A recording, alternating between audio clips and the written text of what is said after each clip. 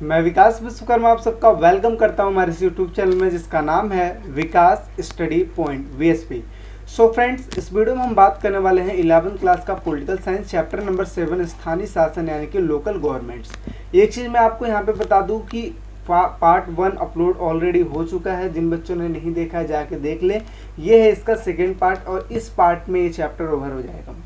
एक चीज़ और यहाँ पे नोटिस करने वाली बात है कि यहाँ पे मैंने लिखा है चैप्टर नंबर 7, बट अगर मैं जो पिछला सिलेबस था उसके हिसाब से देखो तो ये चैप्टर नंबर 8 था, बट न्यू सिलेबस के हिसाब से कोविड-19 की वजह से जो आपके 2 चैप्टर डिलीट हुए थे उसकी वजह से ये चैप्टर नंबर आपका 7 बन चुका है। ठीक है ना, इस वजह से इसको 7 चैप्टर में रखा गया। ठीक है, कोई दिक्कत तो नहीं है। चलिए आगे बात करते हैं। यहाँ पे देखिए, सबसे पहले बात करेंगे 73वां संशोधन और 74वां संशोधन। ये 73वां संशोधन पहले इसमें देखेंगे, फिर हम देखेंगे 74वां संशोधन। इसके बारे में 73वां संशोधन के बारे में मैंने थोड़ा सा पढ़ा रखा था आपको पिछली वीडियो में। ठीक है, और इस वाली वीडियो में मैं सारा चीज़ इसमें कवर अप करने वाला हूँ कि 73वां संशोधन क्या था और चुनाव कैसे होता है, क्या क्या सारी प्रोसेस होती है, इन सभी चीज़ों के बारे में हम डिस्कस करने वाले हैं। देखिए यहाँ पे 73वां संशोधन और 73वां संशोधन में ही त्रिस्तरीय बनावट बना था, यानी कहने का मतलब है कि 3 स्तर की बनावट। जैसे सपोज, जैसे कि ये आपने देखा होगा पिरामिड। ठीक है, तो पिरामिड का अगर देखा होगा, अगर इसको 3 शेप में डिवाइड कर दिया जाए तो सबसे निचली जो पायदान होती है यहाँ पे होती है ग्राम पंचायत, यहाँ पे होती है बीच वाले में बीच वाला जो आपका हिस्सा होता है इसमें होती है प्रखंड पंचायत या तालुका पंचायत, और जो सबसे ऊपर वाले हिस्से में होती है जिसका नाम रखा गया है जिला पंचायत। तो इसी को बोलते हैं त्रिस्तरीय, तीसरी स्तर की 1 2 3 स्तर की जो सरकार होती है। ठीक है, वो 73वें संशोधन में कंसीडर किया गया। तो यहाँ पे देखिए, प्रथम पायदान पर ग्राम पंचायत आती है। कहने का मतलब ये जो नीचे का जो प्रथम पायदान है ना, इस पे कौन आता है? ग्राम पंचायत। ठीक है, ग्राम पंचायत की सीमा में 1 या 1 से अधिक गांव आते हैं। ठीक है, ग्राम पंचायत में कितने आते हैं? 1 या 1 से अधिक गांव आते हैं। दूसरे में अगर बात करें प्रखंड पंचायत में, तो इसमें क्या है कि कुछ और गांव आते हैं। जैसे नीचे में तो कुछ गांव हो गए, 1 या 2 गांव, लेकिन अगर इसमें अगर बात करें तो ब्लॉक वाइज गांव आते हैं, इसमें ज़्यादा गांव होते हैं। ठीक है, जिला के मुकाबले कम गांव होते हैं और ग्राम पंचायत के मुकाबले ज़्यादा गांव होते हैं, यानी कि एक समझ लो बीच का एरिया होता है। तो काफ़ी हिस्सों को, काफ़ी गाँवों को ये कवरअप करता है। तो लिखा है कि दूसरे पायदान पर प्रखंड पंचायत या तालुका पंचायत आती है, जो प्रदेश आकार में क्या होती है? सूक्ष्म होती है। अगर एक प्रदेश का आकार अगर बोले उस आकार में क्या होती है? सूक्ष्म होती है, यानी कि छोटी होती है। सबसे ऊपरी पायदान पर जिला पंचायत आती है और सीमा में जिले का पूरा ग्रामीण क्षेत्र आता है, यानी कि सबसे ऊपर पायदान पे कौन आता है? जिला पंचायत आती है, और इसके अंडर में एक जिले के अंदर जितने भी गाँव होते हैं वो सारे इसके अंदर होते हैं। ठीक है, तो ये चीज़ समझ में आया। 73वां संशोधन यानी कि त्रिस्तरीय बनावट, 3 स्तर की बनावट, जहाँ पे हमने ये देखा प्रथम पायदान जहाँ पे ग्राम पंचायत आती है, दूसरा जो पायदान है वहाँ पे प्रखंड पंचायत या फिर तालुका पंचायत आती है, और जो सबसे ऊपर वाला पायदान है यानी कि ऊपरी पायदान वहाँ पे क्या आता है? जिला पंचायत आता है, जिसमें एक जिले के अंदर जितने भी गाँव आते हैं वो सारे उसमें आते हैं। ये चीज़ समझ में आ गई। नेक्स्ट बात करते हैं चुनाव क्या होता है? तो पंचायती राज संस्थाओं के 3 स्तर की चुनाव क्या होती है? प्रत्यक्ष विधि द्वारा होती है, और होती कैसे? जनता करती है।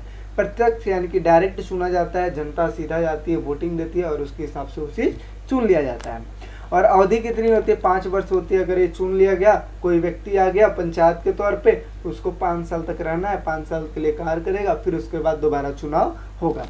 अगर कभी काल ऐसा हो जाए कि अगर प्रदेश सरकार 5 वर्ष पूरे होने से पूर्व ही पंचायत को अगर भंग कर देती है या ख़त्म कर देती है, तो उस सिचुएशन में 6 महीने के अंदर अंदर नया चुनाव होना बहुत ही ज़्यादा आवश्यक हो जाता है।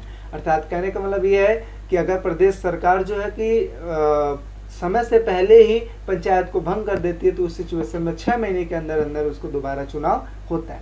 ठीक है, चीज़ें समझ में आ रही है।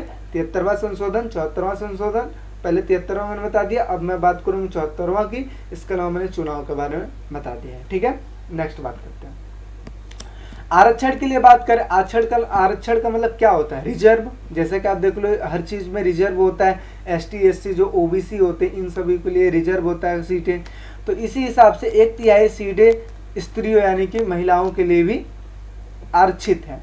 इसके अलावा तीनों स्तर पर अनुसूचित जाति तथा अनुसूचित जनजाति के सीटों में आरक्षण का प्रावधान है। एक चीज मैं यहाँ पे आपको बता दूं, अनुसूचित जाति और अनुसूचित जनजाति क्या होती है, ये बहुत ही ज़्यादा समझना अनिवार्य है। जिन बच्चों को नहीं समझ में आता है अनुसूचित जाति और जनजाति, डिस्क्रिप्शन में मैंने एक वीडियो का लिंक दे दूंगा, और वो वीडियो जो है अनुसूचित जाति और जनजाति में अंतर आपको स्पष्ट करेगी कि इन दोनों में क्या अंतर है। बहुत ही मस्त वीडियो है, आप जाकर उसको देखिए। तो तीनों स्तर पर अनुसूचित जाति तथा अनुसूचित जनजाति के सीटों में आरक्षण का प्रावधान है।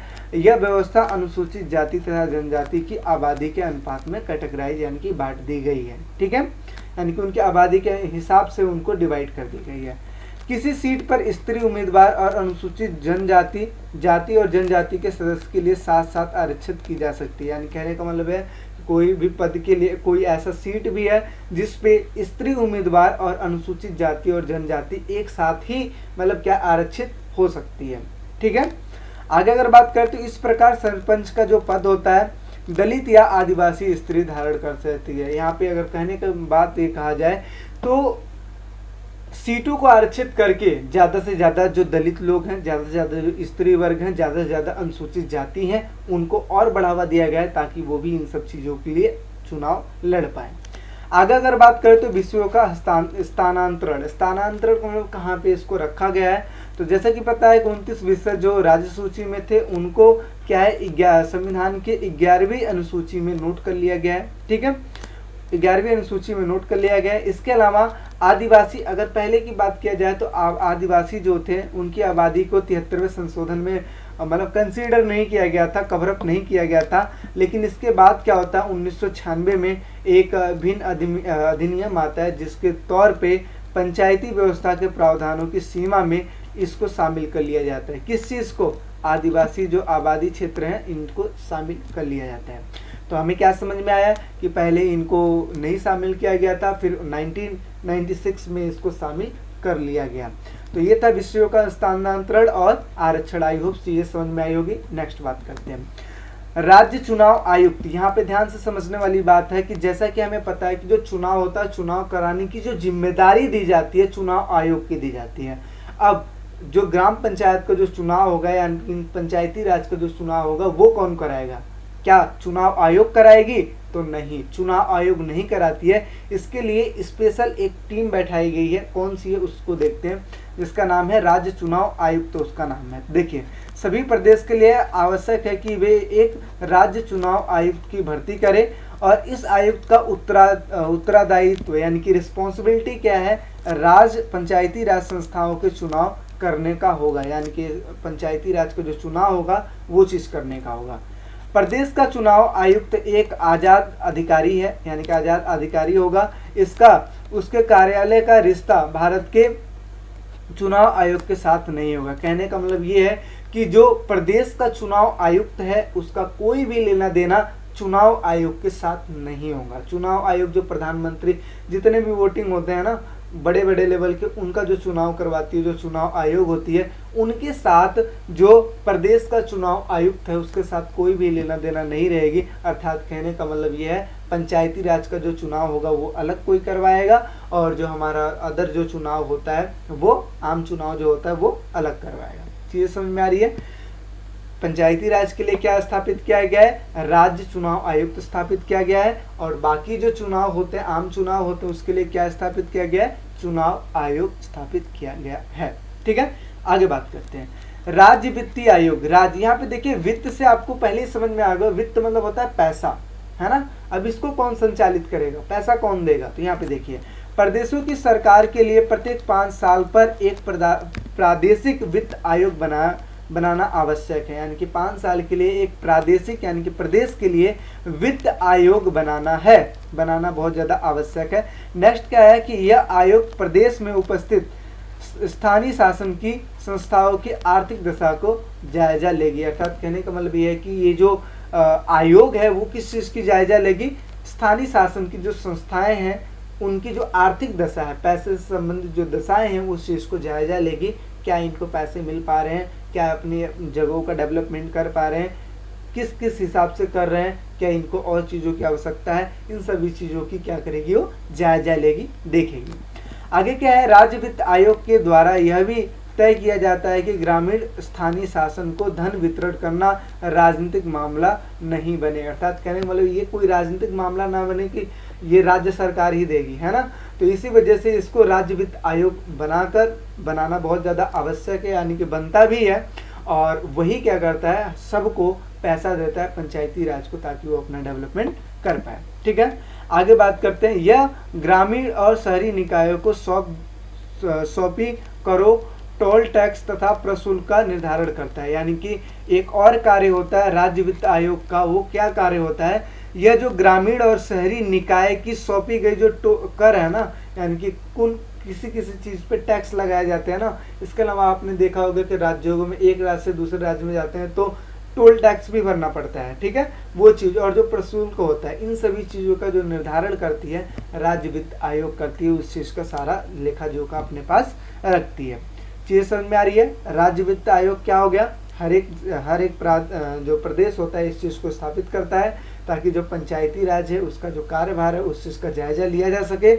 और जो भी चीज़ है, जो भी कर है, जो प्रशुल्क है, उन सब चीज़ का जायजा रखती है कौन, राज्य वित्त आयोग। नेक्स्ट बात करते हैं। आगे अगर देखें तो भारत में स्थानीय निकायों का ढांचा, यानी कि कुल कितने जिला पंचायत है, मध्यवर्ती जो तालुका पंचायत कितने हैं, कुल कितने नगर निगम है, इन सभी चीज़ के बारे में देखने वाले हैं। तो देखिए, ग्रामीण अगर भारत में बात करें, यानी गाँव में बात करें, तो जिला पंचायत लगभग 500 से ज़्यादा है। 500 करेक्ट नहीं है, 500 से ज़्यादा हो सकते हैं। क्योंकि एक चीज़ बता दूँ, ये जितनी भी चीज़ें मैंने बताया है, ये सारी की सारी आपकी जो बुकें हैं उनके हिसाब से मैं बताया हूँ। और जो आपको ये भी पता हो कि जो बुक है वो हर साल अपडेट नहीं होती है, हो सकता है कि ये आंकड़ा क्या है, पिछला हो। अगर आप प्रेजेंट टाइम में अगर चेक करेंगे तो एक क्वेश्चन आपके लिए मैं आपको बताता हूँ कि जो जिला है, आप मुझे कमेंट सेक्शन में कमेंट करके बताओ कि भारत में कुल कितने जिले हैं। और जब जिला है तो जिला पंचायत तो होगा ही होगा, सिंपल सी बात है। तो ये जो आंकड़ा है वो पुराना है, अभी अपडेट हो चुका होगा, बट आपको जो आपकी एनसीईआरटी है उसी के अनुसार पढ़ना पड़ेगा। इस वजह से इसी सब चीज़ों को आपको ध्यान में रखना पड़ेगा। नेक्स्ट अगर कोई चेंजेस होगा वो तो आपको बताया ही जाएगा। तो जिला पंचायत लगभग 500 से ज़्यादा है। इसके अलावा मध्यवर्ती पंचायत लगभग 6000 से ज़्यादा है। ग्राम पंचायत लगभग 2,50,000 से ज़्यादा है। आगे अगर बात करें तो शहर भारत में अगर बात करें तो नगर निगम क्या है, 100 से ज़्यादा है। एक मैंने आपको क्वेश्चन पिछली वीडियो में भी दिया था कि नगर निगम नगर पालिका में क्या अंतर होता है, आप लोग ने बताया भी है। और जिन बच्चों ने नहीं बताया वो कृपया बता दें। अगर नहीं भी समझ में आता है तो आप कमेंट सेक्शन में कमेंट कीजिए, मैं इसके लिए सेपरेट वीडियो बना दूंगा कि नगर निगम और नगर पालिका में क्या अंतर होता है। तो नगर निगम 100 से ज़्यादा, नगर पालिका 1400 से ज़्यादा है। इसके अलावा नगर पंचायत की अगर बात करें तो 2000 से ज़्यादा है। हर 5 वर्ष पर इन निकायों के 32 लाख सदस्यों का निर्वाचन होता है। यानी कि इन सभी के लिए क्या होता है, 32 लाख सदस्यों का निर्वाचन होता है और फिर जाके धीरे धीरे चुने जाते हैं इन पद के लिए। ठीक है, चीज़ें समझ में आ रही है, कोई दिक्कत नहीं है। अगर समझ में आ रही है तो लाइक करते जाइए और कमेंट सेक्शन में कमेंट भी कीजिए कि वीडियो कैसी लग रही है। ठीक है, आगे बात करते हैं। पंचायती राज संस्थाओं के कार्य, क्या कार्य होते हैं। तो पंचायत का काम क्या होता है, स्वच्छ पेयजल मुहैया करवाना, यानी कि पीने लायक पानी मुहैया करवाना। गांव में डिस्पेंसरी होगा, स्वास्थ्य केंद्र की स्थापना कराना, नालियों का और सड़कों का रखरखाव कराना, सड़क के किनारे प्रकाश का प्रबंध कराना। बहुत ज़्यादा इंपॉर्टेंट है, क्योंकि रात में अक्सर, चलो पहले के टाइम पे नहीं, लेकिन आज के टाइम पे क्या है कि इतना दौड़ा भागी हो गया है तो रात में भी लोग काम करने के लिए जाते हैं। सो दैट्स वाई बहुत ज़्यादा इंपॉर्टेंट है, क्योंकि रात में सड़कों को उजाला रखना बहुत ज़्यादा सिक्योरिटी एक टाइप में है कि अगर कोई व्यक्ति जाएगा चारों ओर दिखाई देगा उसको, तो अपना सेफ तरीके से वो जा सकता है। ठीक है, जानवर से भी बचा रहेगा। और इसके अलावा जो वैसे लुटेरे होते हैं ना, जो पर्स वर्स ये सब छीनते हैं, उनसे भी बचा रहेगा और रोड भी सही क्लियर दिखाई देगा। ठीक है, तो इस वजह से सड़कों के किनारे प्रकाश का व्यवस्था करना। इसके अलावा अगर बात करें तो गांव के सभी घरों तक प्राथमिक विद्यालयों का प्रबंध कराना। कहने का मतलब ये बहुत ज़्यादा इंपॉर्टेंट है, क्योंकि आज के टाइम पे शिक्षा बहुत ज़्यादा इंपॉर्टेंट है। आप देख रहे हो धीरे धीरे सभी चीज़ों में टेक्नोलॉजी है। कोविड आया, हमें पता है कि हम स्कूल नहीं जा पा रहे, लेकिन इसके बावजूद भी हम क्या है, घर पे क्लासेस अटेंड कर पा रहे हैं। ये सारी फैसिलिटी है ताकि जो पढ़ाई है, जो बहुत ही ज़्यादा इंपॉर्टेंट है, उस चीज़ को बरकरार रखा जा सके। नेक्स्ट बात करते हैं। तो हमें यहाँ पे हमने देखा पंचायती राज संस्थाओं के कार्य। अब हम बात करेंगे नगर निगम, नगर पालिका या नगर पंचायत के कार्य और दायित्व। तो यहाँ पे देखिए, सड़कों का निर्माण एवं रख रखाव करना, जैसा कि आपको पता है सेम एज इट इज सारी चीजें होंगी, बस कुछ चीजों में चेंजेस होंगी, बाकी सब आपको वही लिखना है। आगे बात करते हैं, जल आपूर्ति करना, यानी कि जल सप्लाई करना, सभी को जल मिल पाए। गांव में क्या होता है, सब नलका होता है, चापाकल जिसको बोलते हैं, उसके थ्रू पानी निकालते हैं और उसको यूज करते हैं। बट अगर मैं शहरों की बात करूं तो यहाँ पे चापाकल तो नहीं होते, बल्कि क्या सप्लाई के पानी आ चुके हैं। ठीक है, तो जल आपूर्ति को करना, इसके अलावा सार्वजनिक स्वास्थ्य और स्वच्छता का ध्यान रखना, इसके अलावा झुग्गी झोपड़ियों में सुधार करना, इसके अलावा सार्वजनिक सुविधा जैसे स्कूल, स्वास्थ्य केंद्र, सड़क की प्रकाश की व्यवस्था करना, पार्क, खेल का मैदान और बस स्टैंड को बनवाना इत्यादि क्या होते हैं, नगर निगम, नगर पालिका या नगर पंचायत के कार्य और दायित्व होते हैं। तो जैसा कि हमने समझ में आया कि पंचायती राज संस्था और इसके अलावा इसके कार्य, चीजें कोई सब समझ में आ रही है। आगे बात करते हैं। अभी तो हमने देखा 73वां संशोधन, जहाँ पे हमने बहुत सारी चीजों के बारे में बात किया है। अब बात करेंगे 74वां संशोधन। तो यहाँ देखिए, संविधान का 74वां संशोधन। संविधान के 74वां संशोधन संबंध किस चीज से संबंधित है, तो मैंने आपको बताया था 73वां संशोधन जो है वो गांव के लिए है, और जो 74वां जो संशोधन है वो किस चीज के लिए, शहरों के लिए है।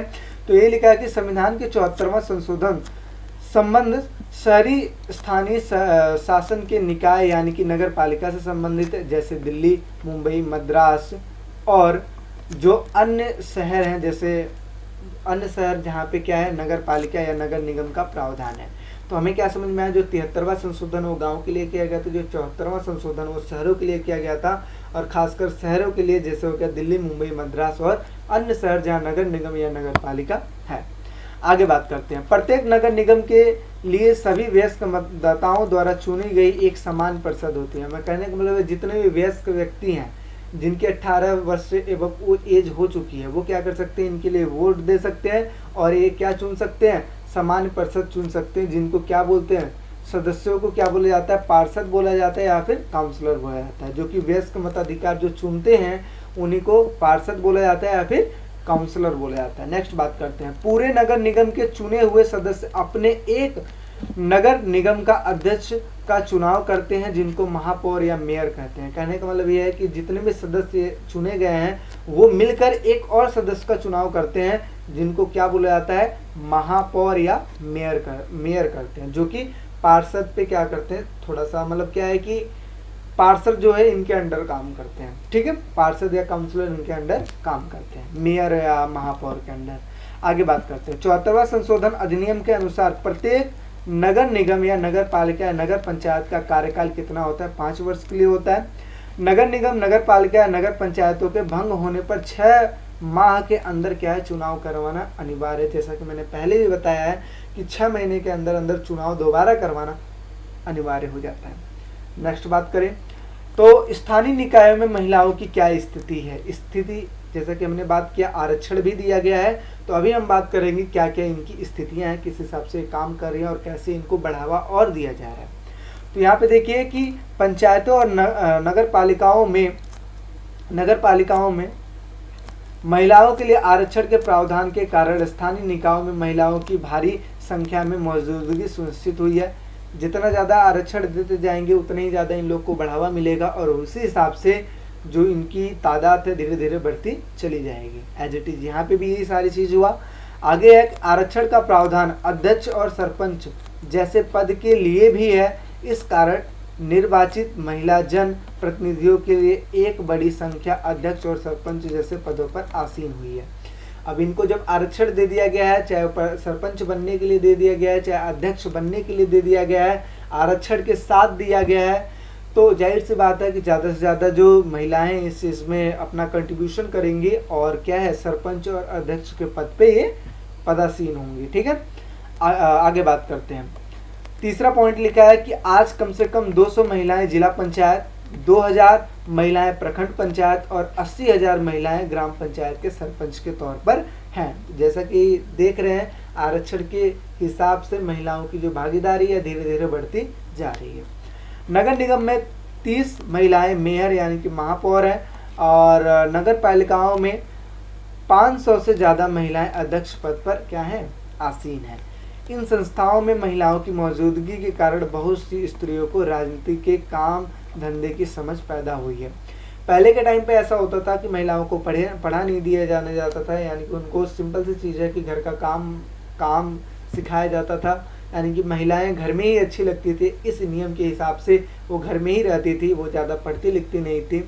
लेकिन आरक्षण और सपोर्ट देने के हिसाब से अब महिलाएं बढ़ चढ़ के हिस्सा ले रही हैं इन सब चीज़ों में। पहले के टाइम पे ये राजनीतिक चीज़ों में कोई दखल अंदाजी नहीं करती थी, कोई उनको लेना देना नहीं होता था, वो सारा पुरुष वर्ग काम करता था। लेकिन आज के टाइम पे चाहे लेडीज़ हो चाहे जेंट्स हो, हर दोनों मिलके मतलब बढ़ चढ़ के हिस्सा ले रहे हैं। ठीक है, एक और क्वेश्चन आपके लिए कि जो पहली महिला प्रधानमंत्री बनी थी वो कौन बनी थी, कमेंट सेक्शन में कमेंट करके बताएं। ठीक है, आगे बात करते हैं। स्थानीय निकायों में अनुसूचित जाति और जनजाति की क्या स्थिति है। अभी हमने महिलाओं के लिए बात की, अब बात करेंगे अनुसूचित जाति और जनजाति, और इसी के साथ ये जो चैप्टर है ये ओवर हो जाएगा। ठीक है, सारा आपका चैप्टर ओवर हो जाएगा। इसके अलावा बचे खुचे जो चीज़ें होंगी क्वेश्चन आंसर में कवर कर लेंगे, बाकी चैप्टर मेरे साइड से तो ये ओवर है। ठीक है, स्थानीय निकाय में अनुसूचित जाति और जनजाति की क्या स्थिति है। तो देखिए, अनुसूचित जाति और जनजाति के लिए आरक्षण को संविधान ने ही अनिवार्य बनाया है, यानी कि जो अनुसूचित जाति और जनजाति है इनके लिए जो आरक्षण है वो संविधान ने क्या बना दिया है, कंपलसरी बना दिया गया है। और जिससे इन समूहों की स्थिति में क्या हुआ है, काफ़ी सुधार हुआ है, क्योंकि ये ऐसे जो जाति होती है जो नीचे होती है, ठीक है, नीचे लेवल पे होती है, और इनको आरक्षण देकर इनको भी उसी लेवल पे लाने की कोशिश की जाती है। स्थानीय शासन के शहरी और ग्रामीण संस्थाओं के निर्वाचन सदस्यों में इन समुदायों में इन समुदायों के सदस्यों की संख्या लगभग 6.6 लाख है। कहने का मतलब यह है कि इनको आरक्षण के हिसाब से जब सपोर्ट किया गया तो इनकी जो संख्या है धीरे धीरे कितनी हो गई, 6.6 लाख होती चली गई। ठीक है, आगे अगर बात करें किस चीज़ में होती चली गई, तो स्थानीय शासन के शहरी और ग्रामीण संस्थाओं में, ठीक है, इनकी भी संख्या कितनी होती चली गई, 6.6 लाख होती चली गई। और इससे स्थानीय निकायों की सामाजिक बनावट में भी बदलाव आई है। ठीक है, और कहीं ना कहीं धीरे धीरे करते करते आरक्षण देने का नतीजा यही होता है कि जो निचली जो जाति होती है वो भी बढ़ चढ़ के हिस्सा लेती है और अपना जो अधिकार है उस चीज़ को बरकरार रखती है, और धीरे धीरे क्या है, इनकी संख्या भी बढ़ती चली जाती है। ठीक है, तो इसी के साथ ये चैप्टर ओवर हो गया। आई होप सारी चीज़ें आपको अच्छे से समझ में आई होगी। इसके हिसाब से वीडियो को लाइक करके बताएं, ज़्यादा से ज़्यादा फ्रेंडों में शेयर करें और सब्सक्राइब कर लें चैनल को, ताकि आगे के जो चैप्टर्स हैं सभी चीज़ आपको मिलती रहे। सपोर्ट कीजिए हमको, ज़्यादा से ज़्यादा लोगों के पास शेयर कीजिए। एक चीज़ मैं और आपको बता दूं कि अगर किसी भी प्रकार की कोई भी दिक्कत है आपको कमेंट सेक्शन में कमेंट कीजिए। मैं कोशिश करूंगा कि हर एक डाउट्स जो भी आपके हैं वो उस चीज़ को मैं सॉल्व कर पाऊँ। ठीक है, बाकी अभी के लिए इतना ही, मिलते हैं एक नेक्स्ट वीडियो में। अभी के लिए टेक केयर, बाय बाय।